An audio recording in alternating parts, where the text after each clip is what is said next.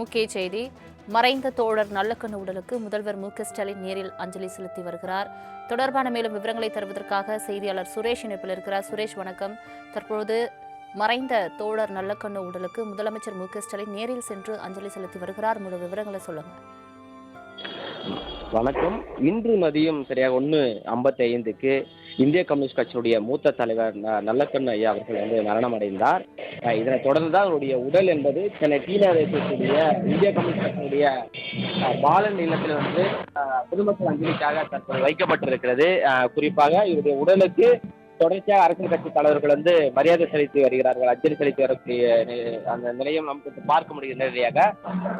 தற்போது முதலமைச்சர் ஸ்டாலினும் நல்லக்கண்ணு ஐயாருடைய உடலுக்கு தற்போது அஞ்சலி என்பது செலுத்தி வருகிறார்.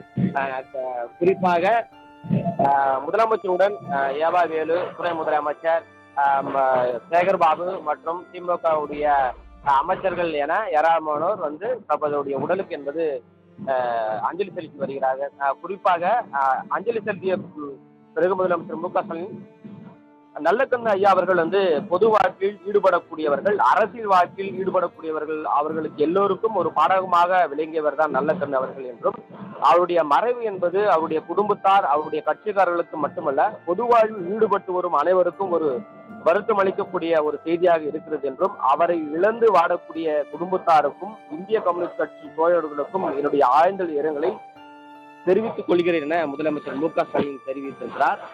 தற்போது அவருடைய உடலுக்கு ஏராளமான அரசியல் கட்சி தலைவர்களும் அதே போன்று சினிமா துறை பிரபலங்களும் பொதுமக்கள் என தொடர்ச்சியாக நல்லக்கண்ணு ஐயா அவருடைய உடலுக்கு தற்போது அஞ்சலி செலுத்தி வருகிறார் என்பது குறிப்பிடத்தக்கது. தங்களின் முழு விவரங்களுக்கு நன்றி சுரேஷ்.